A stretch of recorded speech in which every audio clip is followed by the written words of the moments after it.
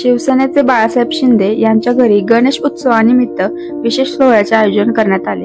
या सोहळ्यात महाराष्ट्रात मराठी या विषयावर देखावा उभारण्यात आला।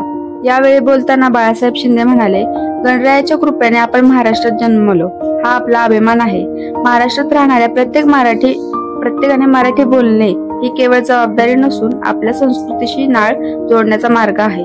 मराठी भाषा ही आपली ओळख आहे।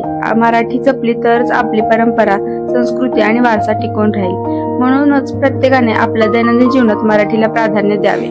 त्यांनी पुढे मराठी भाषेच्या जतनाबाबत सांगितले। शाळा, महाविद्यालय आणि सरकारी कार्यालयांमध्ये मराठीचा वापर वाढवला पाहिजे। तसेच तरुण पिढीने मोबाईल, सोशल मीडिया आणि दैनंदिन संभाषणात मराठीला प्राधान्य दिले पाहिजे।